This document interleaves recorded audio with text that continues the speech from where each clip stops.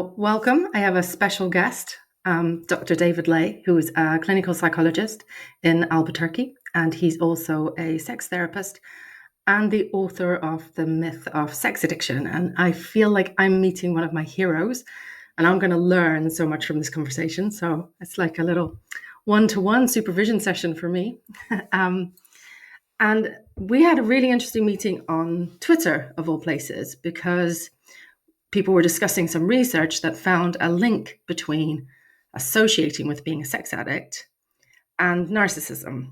So I thought this would be a really interesting conversation. We can talk about the myth of sex addiction, what you make of the concept, why it's associated with narcissism, maybe some better ways to understand some of the more problematic sexual behaviors in narcissism that cause problems for people in their relationships, and also how partners can make sense of this, and Absolutely. and maybe also when you can rebuild trust and maybe when you can't. Ah, yeah, that's a bigger question issue. Let's see if we can get there. Um, yeah. Uh, let me tell you a little bit just about how I kind of got where I am on this, because I think it tells a little bit of kind of the story of my views and how I came by them. I'm a very traditionally trained clinical psychologist. I got my PhD here at the University of New Mexico in Albuquerque, and um, uh, a lot of my original work for many years was with sex offenders, both adolescent and adult people who had committed sexual offenses, then over time, I started getting because I could work with that population, because I could, kind of have a good poker face dealing with some pretty challenging sexual issues. I started getting more referrals just around diverse sexuality and things like, pornography use, kink behaviors, non-monogamy, etc. And it led me to the realization that most therapists in the United States, and frankly, most therapists in a lot of places, get incredibly little training in sexuality. And I think that this is just frankly a travesty and serious neglect, that there are therapists out there who the only way they judge sexuality as healthy or not is whether they would do it or not, and they don't understand the diverse sexual experiences and expression. um, uh, and those folks, most of those therapists struggle with sexuality, and in session, most couples therapists are uncomfortable dealing with sexuality, and they started sending them to me. And I ended up writing my first book about it's called Insatiable Wives: Women Who Stray and the Men Who Love Them, and it's about female-led non-monogamy. And in the book, I described this one guy who he had been married 3, 4 times, I think, and he was just obsessed with the idea of seeing his wife with other men. And the wives would kind of try it and not like it, and then say, "This isn't for me." And he stayed really kind of stuck on the idea. And now, why he was marrying people that didn't share his interests, I think is a good question. I think we don't have good conversations with people about how to negotiate your sexual needs up front. But in the book, I mentioned that, it'd be really easy to diagnose this guy as a sex addict, but I don't believe in sex addiction. And that one comment in that book actually ended up leading me to get a bunch of appearances on TV shows and stuff, because the TV shows were, at the time, we had Tiger Woods and David Duchovny and all of these stars out there, kind of embracing the idea of sex addiction. And then you had little David Ley saying this thing isn't real. So they were bringing me on to challenge these ideas. And honestly, at first, I didn't think it was serious, because, again, very trained, very, very traditionally trained psychologist, and sex addiction is not in the DSM. And so I was just like, well, it ain't in the book. Who cares? But then I was surprised when I found out that there's just this huge industry around sex addiction, and that there's this huge kind of cultural really adoption of this idea that sex is like drugs and alcohol. And and I thought, well, maybe I'm wrong. And so I spent about a year and a half writing another book on sex addiction, and I dove into the research, and I interviewed people, and I read all the books, and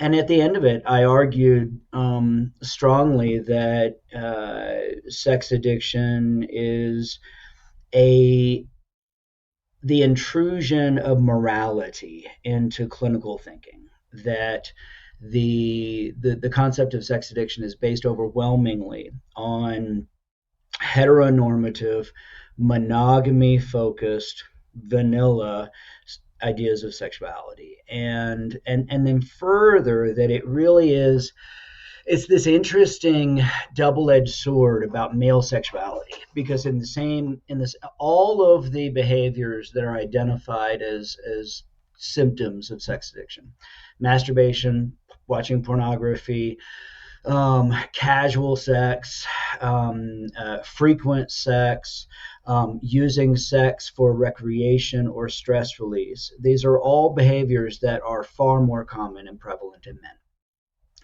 And so it is this interesting condemnation of male sexuality.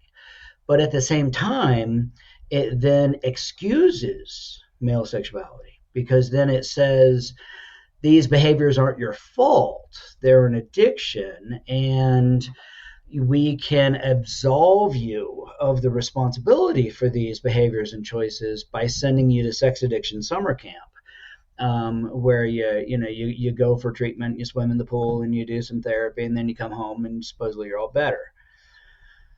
And I said, that there's a lot of religion in here. It's not by accident that most sex addiction therapists are religious. It's also not by accident that most sex addiction therapists themselves identify as sex addicts. And I said, in the book, I said, I I think it's dangerous that we are, allowing this model to influence our view of sexuality so significantly.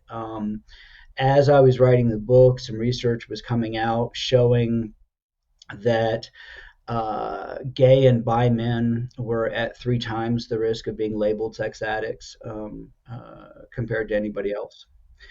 And again, it's not by accident that the concept of sex addiction started in the 1980s, when America, particularly, but the world in general, was dealing with AIDS and the HIV crisis, and promiscuity, male promiscuity, and particularly male homosexual promiscuity was seen as life threatening, and those needs or desires, behaviors were framed as addiction, as a way to try and protect people from AIDS, and the way you protected yourself from AIDS was heterosexual monogamy.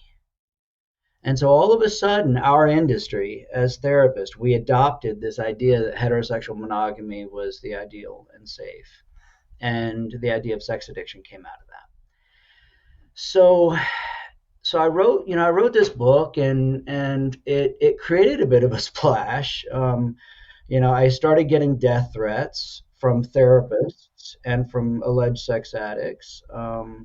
I mentioned Dave Duchovny. He threatened to sue me because every time the news covered my book, they would talk about Dave Duchovny, famous celebrity sex addict. And but what was really interesting over the next few years was that the American Psychiatric Association rejected the idea of sex addiction or hypersexual disorder, because they were concerned that there was a great risk to over pathologize normal sexual behavior. And so one of the criteria for sex addiction is, in a lot of people's thinking, is on average, having an orgasm every day over a 3 month period. If you, on average, have an orgasm, have a daily orgasm, then you're likely to be a sex addict. And That's quite a judgment. yeah, yeah, I'm like, lucky you. yeah. Well, and especially because research now since has shown that that would pathologize around 40 to 65% of men, numbers vary, and around 22% of women. Now, I also like to point out that it doesn't take into consideration multiple orgasms, and women I know who are multi-orgasmic and can have 30 orgasms in a night, right? And so are they supposed to be then celibate for the rest of the month? Um, it it is based on a sample bias, and the problem is that the sex addiction therapist and the sex addiction folks who believe in this, they're seeing the people walk in the door who are in trouble for their sexual behavior. They're getting in trouble, they're getting consequences, they're struggling with their sexual behavior. And they're not seeing all the people who are out there having as much or more sex, but not having problems with it. I treated this one guy who he'd been married twice before. Both therapists and wives had labeled him a sex addict because he really, really wanted to be a swinger. And again, like just like the other guy mentioned, the wives were like, nah, they try it or they think about it. No, this isn't for me. Well, the guy really, really wanted to be a swinger. His third wife cured his sex addiction. How? She was a swinger. She shared his values, right? And that, I think, is one of the most important points that we've now found out about the concept of sex addiction over the past about 6 or 7 years. A researcher named Josh Grubbs, as his dissertation, identified that the number one predictor of believing you're addicted to pornography was not how much pornography you watched, but whether you had been raised religious or not. And what we're seeing is that there are lots and lots of people out there who struggle with their sexual desires and feel out of control of their sexual desires because their sexual desires or behaviors conflict with what they were taught was right. And this is often a religious issue, but not always. There are folks. There's a study just recently from China showing this moral incongruence in people that are non-religious because we have morals and attitudes and values. So what we're seeing is that a very large population of folks that are struggling with their sexuality are struggling because they conflict their sexual desires conflict with their values and they've never resolved that conflict. And sadly, the sex addiction industry says to them, okay, just stop having that sex, just stop masturbating, just stop cheating on your wife, without ever dealing with this underlying problem. And that has become my biggest argument against all of this. And I can go on and on and on about all this, but the concept of sex addiction, it mistakes the symptoms for the cause. Sex is not the problem. Sex is a symptom, a sign of some other issues. Mismatched libido in a marriage, uh, you know, different values or ideas around sex, conflicting values with your religious upbringing, etc. And to help people, we need to get behind the curtain and explore those underlying conflicts. So, one of the things I was really interested in just watching this and seeing this unfold was the association between rating high in narcissism and Mm-hmm. identifying yourself as a sex addict. And certainly working with lots of men who would call themselves narcissistic. Um, It's not unusual for them to have been in nofap communities, for example, which are online communities where people are basically challenging each other not to masturbate. Right. That's pretty common, as is an enormous amount of conflict within relationships about porn use. And sometimes porn and masturbation is interfering with their ability to live their life. So it's like spending hours a day masturbating and watching porn and not getting work done, or doing that and not having intimacy with a partner. Yeah. Whether Now, I will challenge you just a little do bit. challenge me. That I've been doing this for a while, and everybody loves to throw that example of the guy who's masturbating for 10 or 12 hours a day in front of the computer and loses his job and loses his marriage and everything else. And I will tell you that I've seen that guy many times, and overwhelmingly, there are some other things going on. Often he has Always. obsessive compulsive disorder, and Mhm. this behavior is, obsessive compulsive and symptomatic. Other times he has a methamphetamine problem, and he's binging on the methamphetamine as he's masturbating and watching porn.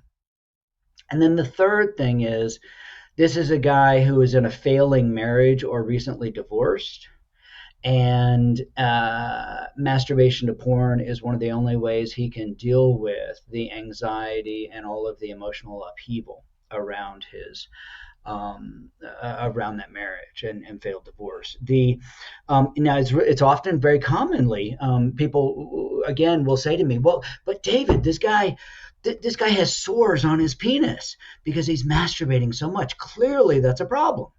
And I say, "Well, does the poor guy not know about lube? Because we can reduce the harm here just by giving this poor son of a bitch some Uber lube." But people have these really strong moral reactions to these frightening anecdotes, and I call it the sexy shiny object syndrome, where whenever sex is present, we get distracted by it and we blame sex, as opposed to, again, going behind the curtain as a good therapist and exploring what else could be going on here. Now, I will say, and I sound narcissistic, right, when I say some of this stuff, because a lot of this stuff I predicted in my book, and I published The Myth of Sex Addiction in 2012, and in the intervening, what is it now, 11 years, a lot of what I identified has really been supported. And first and foremost, as I said, the idea that this is a moral conflict, and involves a lot of heteronormative ideals has absolutely been completely supported in the research.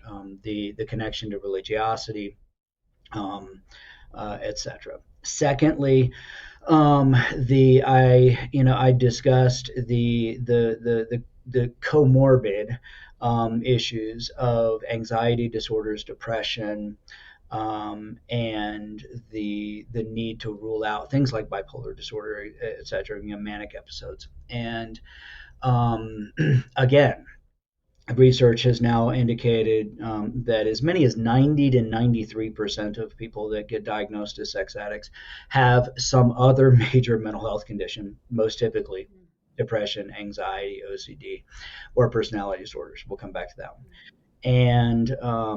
And unfortunately, those issues typically are not getting treated because these folks are going to sex addiction therapists who, when all you have is a hammer, every problem looks like a nail. So when all you have is the 12-step approach, every problem looks like an addiction. And all of that has really come out heavily in the research. And then we also need to talk about the compulsive sexual behavior disorder diagnosis in the World Health Organization's ICD-11 that's just come out. But But just recently, um, just recently, one paper just published a couple of months ago, and there is a very large paper that I'm a co-author on that is under review in some in a major journal that has now started to document the link between identifying as a porn addict and narcissism.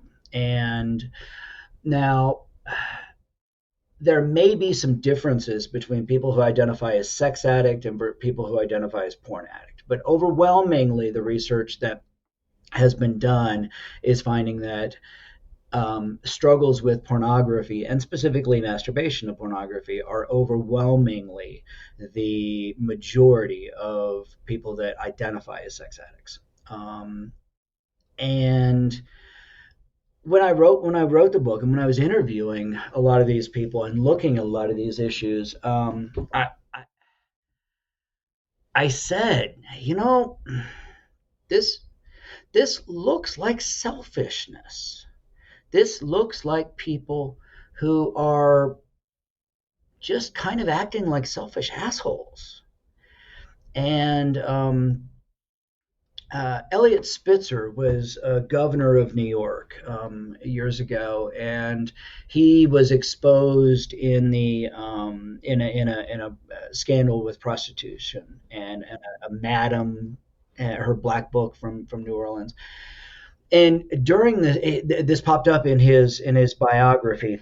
During the scandal, his advisors went to him and they said, Elliot, Governor, we think you need to come out as a sex addict. You can go to sex addiction treatment, and that will help us put this scandal to bed.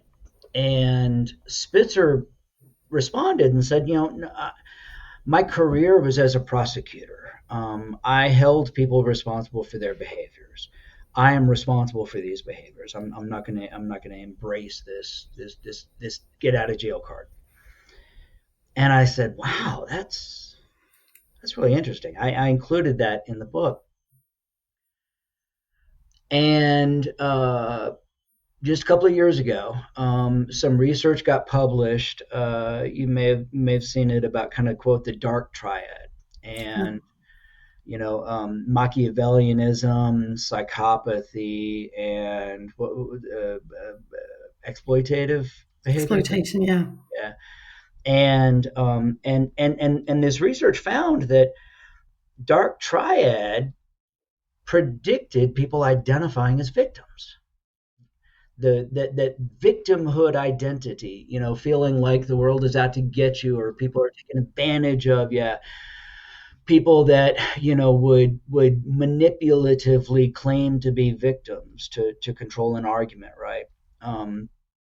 The more Machiavellian and antisocial and exploitive you were, the more likely you were to identify yourself as a victim.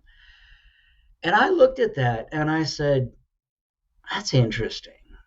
And I reached out to a couple of colleagues and I said, do you think that might be true with people identifying as sex addicts? Because when you identify as a porn addict or a sex addict, you really are identifying as a victim. You're saying that pornography or sexuality is kind of taking me over, that I'm not responsible for these behaviors. And it's an external locus of control, right? And the colleagues that I reached out to said, well, it just so happens we've got some data that we could look at. And came back to me a couple of days later and said, holy shit, they had never looked at it. But narcissism and the test of narcissism that they'd included in this research predicted self-identification as a porn addict more than any other variable. And we did some follow-up research that is in this article that's going to be coming out. We looked at 4 major samples around the world, and these are very large samples. And in every one of the samples, with one exception, a country in Asia, all of the Western and American samples, narcissism, specifically antagonistic narcissism, predicted identification as a porn addict. And a colleague, Nikki Prowse and James Benny's in UK. They just did a really interesting study about people that do the reboot and NoFap treatments that are, it's not treatment, it's cult, that you just identified. And they also found that in a single question around do people think you're a narcissist, predicted people identifying as addicted to porn. So what's it about? I mean, I hate to say it, but it looks like it is very significantly driven by this kind of idea that I'm not responsible for my behaviors, and these struggles that I'm having with my sexuality are other people's fault. I think that there's some external locus of control stuff here, but it appears that the porn addict and sex addict, label offers narcissistic people a clinical sounding label that they can use as an excuse. And with it often comes well, I can't help it, and I need someone to stand by me and support me through my addiction. And I've had a relapse. Yeah. And you still need to stand by me, which is a terrible position for a lot of partners that they find themselves in. Yeah, I mean, I can't tell you. I mean, the number of partners that I've worked with who are. One woman said it best, and most poignantly, I think. She said, "If I question the label of sex addict, if I question that these problems are caused by sex addiction, then the only other answer is my partner is engaging in selfish, dangerous behaviors that disregard my needs and safety." And that's too painful to consider. Now, I think it's important that we as clinicians, really contemplate what these findings maybe mean, because remember I mentioned that most sex addiction therapists identify as sex addicts themselves. And one of the things that I was just really, really struck by as I worked and interviewed and researched and followed the sex addiction therapy industry is that they are an incredibly paternalistic lot.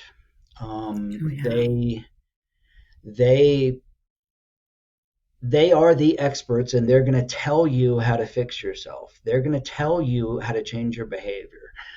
They're not fans of motivational interviewing.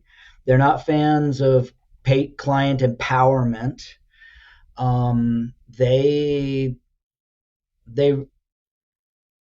There's a lot of guru kind of thinking in there. And interestingly, the sex addiction industry is fractured predominantly because there's all these different people fighting to be the guru. Paula Hall out in UK. I mean, Patrick Carnes here in the States, Rob Weiss, and then Doug Weiss. And there's all these different folks that have been fighting to be the face and the voice of sex addiction. So I got to say, that sounds a little bit like narcissism, to be honest, in the clinicians. Yeah. And then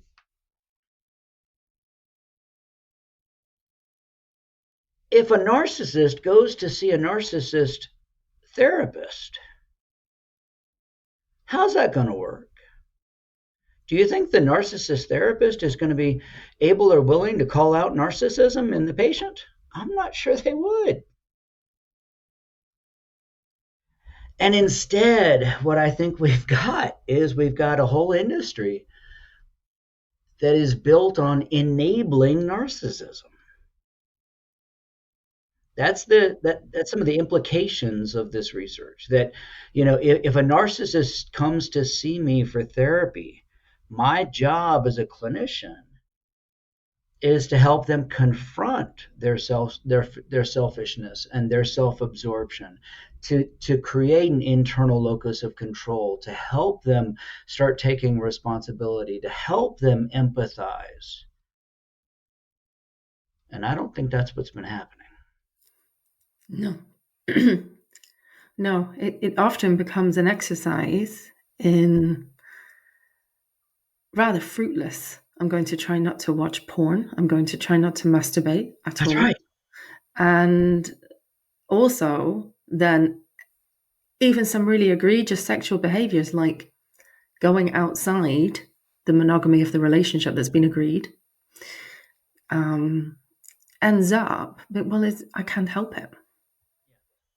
And I think, having worked with people who would identify as narcissistic and probably who wouldn't use the word sex addiction or porn addiction, but they will say, I am using a lot of porn, I'm masturbating a lot, or I engage in some sexual behaviors that are quite risky for me, like casual sexual encounters without using protection or chemsex.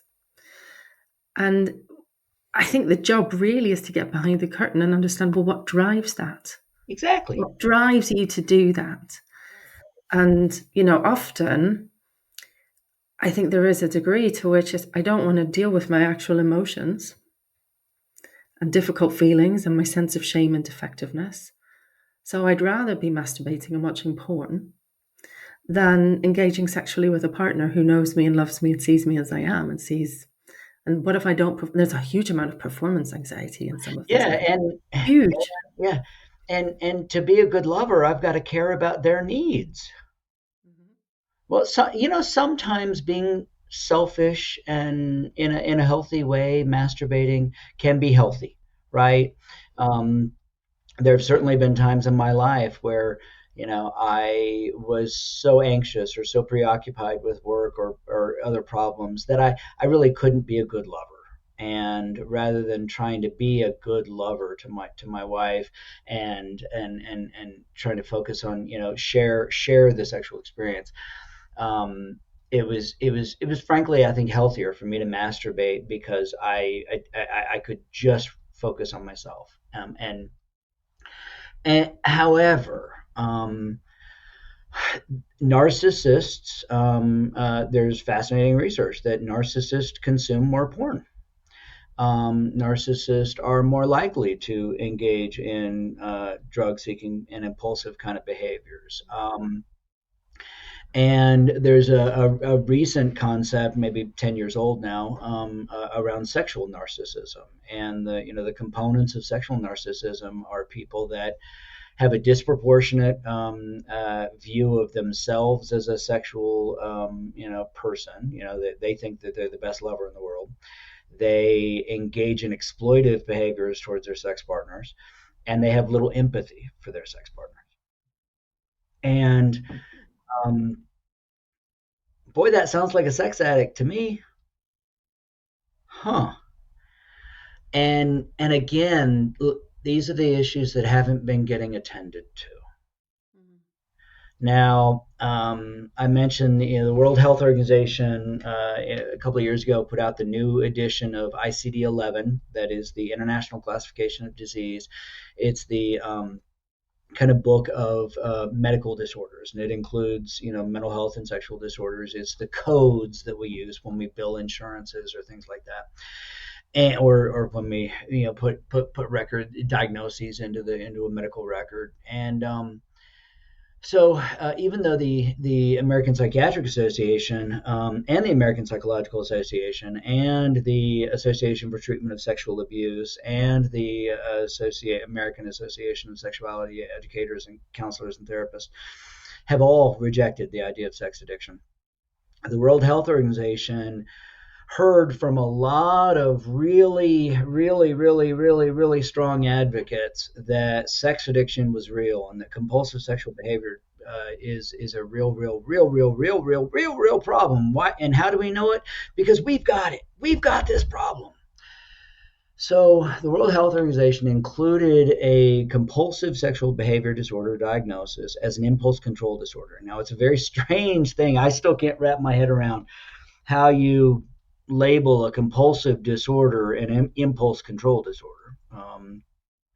These two things conflict for me, um, but they listened to people like me, and they included in the rule out for this that the you have to rule out anxiety disorders, OCD, emotional disorders, major depressive disorders, bipolar disorder, etc. And the distress over the sexual behaviors can't be primarily driven by moral incongruence, by moral conflict.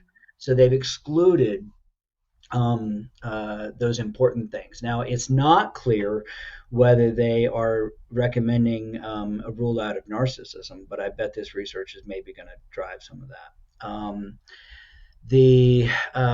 I don't know of any countries that have really adopted ICD-11 yet, because it's pretty new, and the systems will have to change significantly. In the United States, there's no plan to adopt the ICD-11 probably for another 10 years. But when that happened, a lot of the sex addiction advocates, they said, "Aha, see, we're right," and finally we've got legitimate, a legitimate diagnosis here. But a lot of us are pretty concerned that those folks are just because they've got a hammer and all the problems they see are nails. That every patient they see as a sex addict, they're simply going to diagnose as compulsive sexual behavior disorder without exploring all of these other issues. Now, I will say that a valuable thing, though, is that there's been a bunch of research now about these CSBD and people that appear to meet this criteria. A lot of it in Europe because the model has been adopted more there. And overwhelmingly, the research again is coming back very, very clearly that these are not sexual problems. These are values conflicts. These are conflicts over morality, values, ideas around sexuality, not the sexual behaviors themselves, and huge levels of anxiety issues and desire discrepancy within relationships and things like that. So again, I'm really super happy that there are researchers out there. Alexander Stuhlhofer in Croatia is a European researcher, is doing amazing stuff with this, and they are getting behind the curtain. And then the really important thing is that we force the therapy industry to follow that research and to train therapists to get behind the curtain. What would you suggest to both, to someone who was really struggling with their sexual behavior and recognizing that their sexual behavior was perhaps selfish, that there's some responsibility on their part for some of the decisions they've taken? What would you say to them? And what would you say to the therapist trying to help them? So I do this a lot, both with patients and with therapists that I train and consult. And first, I'm going to be assessing where can we impact, because if a person, for instance, is suffering from narcissistic personality disorder, and they're not particularly motivated to change, we're going to have a brick wall here that we're going to keep running into. And we without a whole lot of good external motivation, getting a person with NPD to empathize with their partner, to refrain from exploitive behaviors, to take responsibility for their behaviors, to exercise impulse control, is going to be tough. Um, where that's not present, though, I encourage patients and therapists to do things like values clarification exercises, to spend time thinking about what are your values around sex? Where did you get those values? Do you think those values are still valid and true today? What is your definition of healthy sex, and how did you get there? Who's your sexual role model? Who, when you think about yourself as a sexual being, who would you like to be? Can you, and what does that person look like?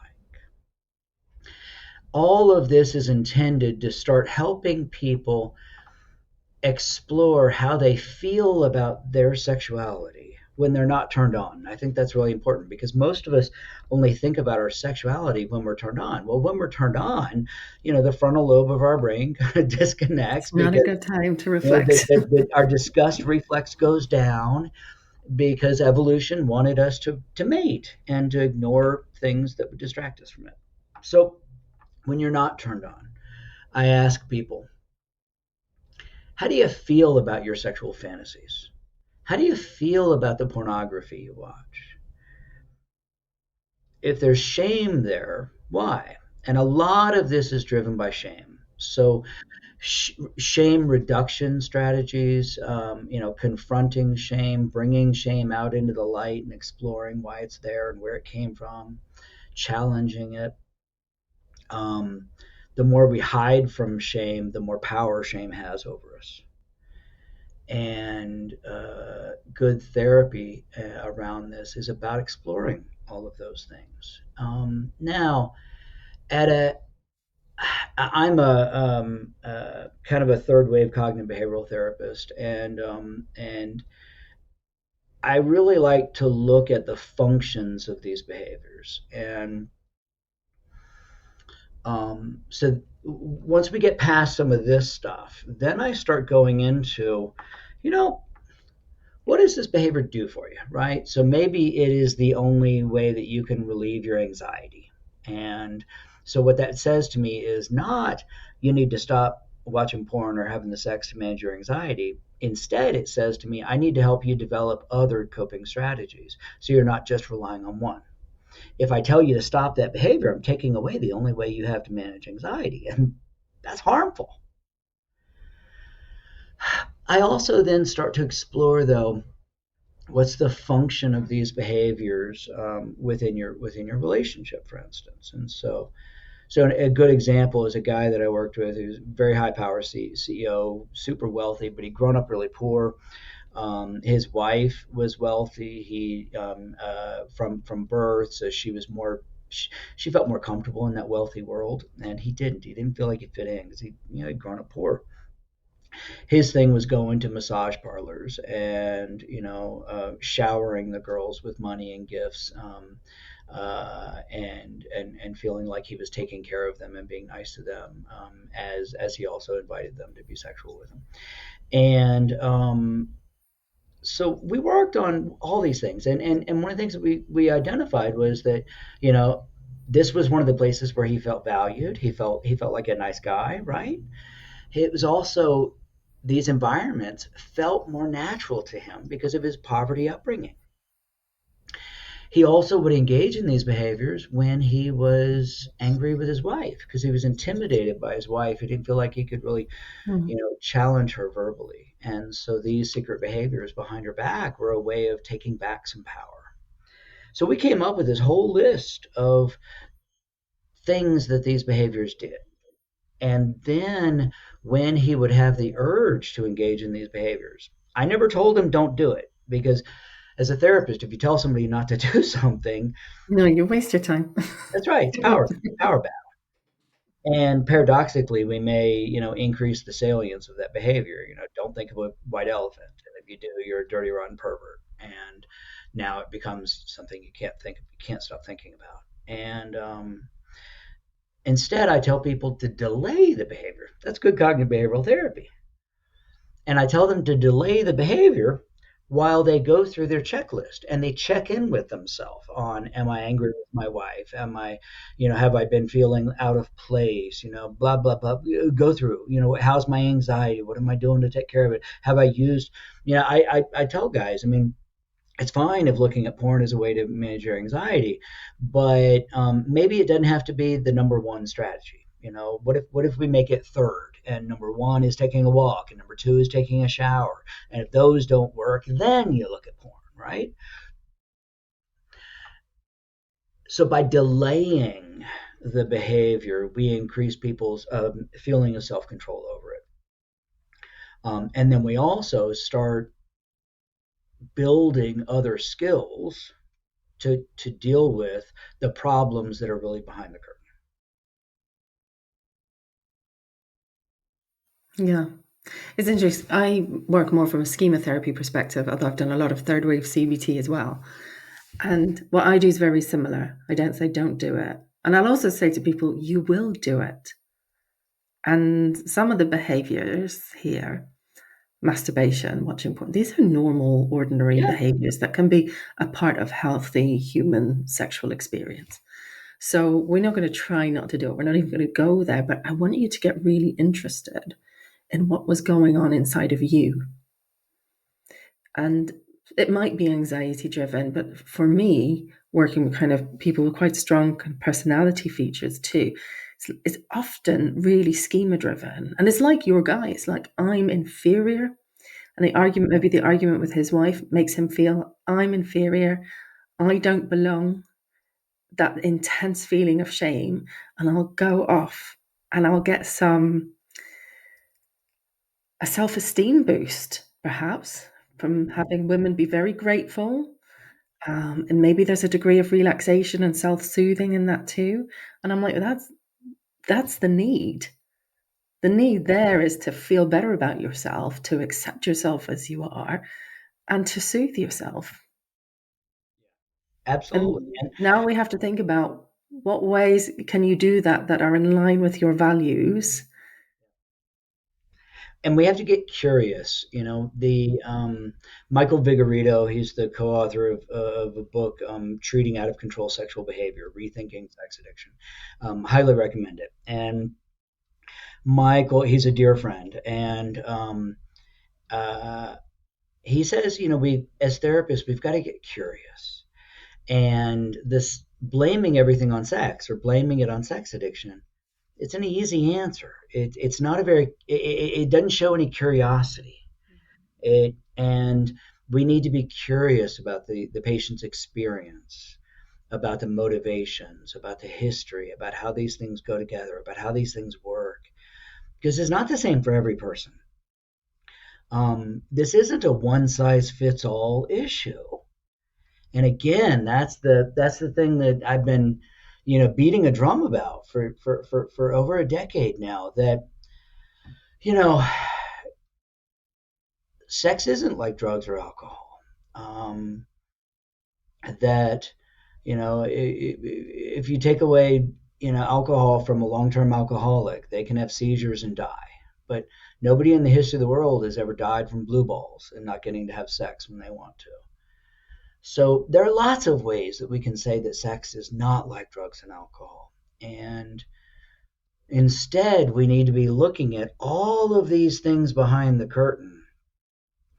And we're only going to help that person sitting in front of us or that couple sitting in front of us if we get behind the curtain and we start bringing that stuff into the light of day in our therapy offices,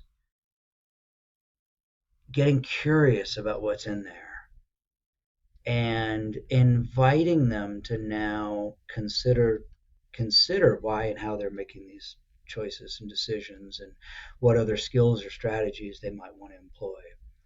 Um, and also, as you said, considering whether are these behaviors really a problem, or is the problem the fact that I'm in a relationship that doesn't meet my sexual values or needs? And if that's the case, how do we fix that? Well, and sometimes it's, am I allowing my relationship to meet my sexual needs? Because I I mean, I work with the unusual people, perhaps. I work with the narcissists who are prepared to seek therapy privately. Um, and I'm not short of clients, so there's certainly some out there. And when they're at their most honest, you start to find that there's so much of this behavior is driven by shame. And some of the reasons for the absence from, the interpretation is they're a sex addict and they're using porn. And yes, they are. But the problem may be more that what they're not doing is allowing themselves to relax and enjoy sex with a partner, or or sex is very performative. It's Hmm. the way I am the sex god, Right, I'm the right. king. So I'm going to give you 100 orgasms and I'm going to be the best lover you've ever had. Well, there's no intimacy there. That's not going to be a satisfying sexual experience as much as you can convince yourself that it is. It really isn't. And I know some of the partners in that situation have said, I'm a masturbation toy, I'm a sex toy. That's how it feels. And I think in those situations, the person with the narcissism really needs to gradually find ways to be more vulnerable with their partner. You read my mind. I was just thinking about, the difficulty to be vulnerable uh, with your sex partner that those guys are struggling with. Yeah. And then, now as a therapist, what's it feel like to think about being vulnerable? What's it feel like to not be able to get an erection and still try to be a good lover to your partner? What? You know, you, your whole sexuality isn't revolving around your penis.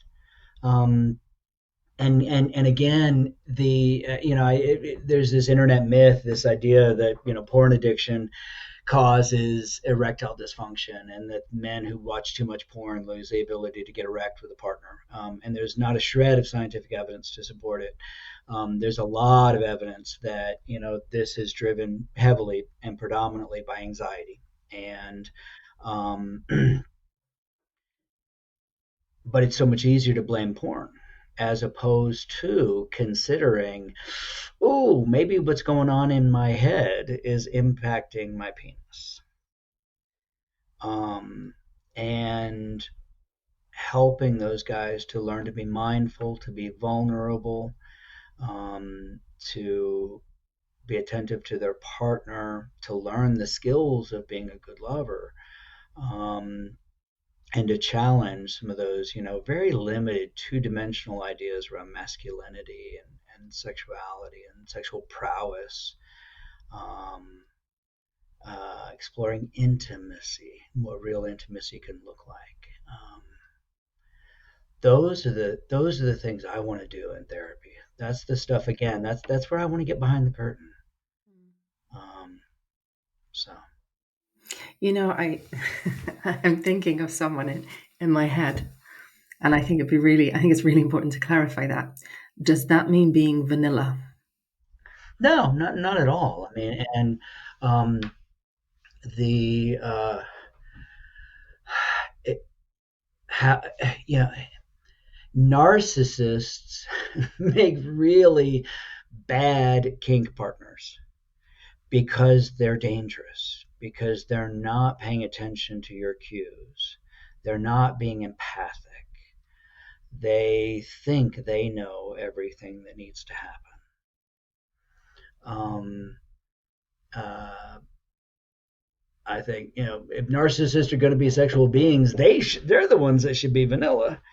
To be non-vanilla, I think you have to have a level of self-awareness and self-consciousness and self-control, empathy, ability to read, your partner. All of those attend to their needs. Um, those are pretty sophisticated skills. I will say, I mean, I do expert witness work, and I've ended up in a bunch of trials around BDSM or kink behaviors, where really it was a person who was narcissistic, and they were damaging their partners, and kink was just a vehicle for it. Yeah. Yeah, I've certainly seen that, and I guess I've also I think kink is really difficult for people who are quite narcissistic because it to do it well, it requires a huge amount of vulnerability Hmm. because you have to be really honest about what your desires are, what your preferences are, what your no-go areas are, and you really have to listen to the other people you're doing it with. Absolutely. And the Absolutely. boundaries need to be really clear in advance. And those are really vulnerable conversations. But at the Absolutely. same time, I also think it's really important to, particularly for the narcissistic people who are really, they're so shame prone. I think this was what so many therapists who are not experienced with narcissism miss. They see, well, this is someone who acts like an asshole a lot of the time, but they miss the shame that's underneath that. And actually allowing them, you know what, if you are not someone who wants to have a monogamous relationship, that's fine. But you got to make sure that your partners feel the same. Hmm. Yeah. And you're still going to have boundaries around those relationships that you all sign up to. Yeah. I'm sure I sound today like I have a really bad view of narcissism, and I think, yeah, all aspects of personality. I think we all have it. There are times today, where I've sounded narcissistic, and um, the challenge is when people overuse those certain personality strategies, and it becomes their go-to, and they don't use the other things, and often narcissists. I empathize with narcissists because they're afraid if I don't constantly demand everything I need, and command that everybody pay attention to me, I'll never get what I need, and I'll never get attention. Nobody will ever know that I'm a good person unless I shout it from the rooftops and force them to see it. And that's sad. There's some wounds there. I think that the goal, though, for me, the goal is, autonomous self-awareness around these decisions. And one of the things I tell a lot of patients to do is turn off the autopilot. You've got to look at these automatic decisions that you keep making, and figure out why those decisions are things that are coming out of you, and then see if you make that decision when you're conscious, when you're paying attention. And it's that curiosity that you need to have. And it's curiosity without judgment and morality. Yeah, The very. judgment and morality coming into it just skew the picture. I was just going to kind of wrap up and ask you one more question because Yeah. I'm thinking about the partners who are in these sort of situations, who've been with someone who's very absent sexually, who's not been paying much attention to their needs. And where do you go from there? Do you have any thoughts about that? Um,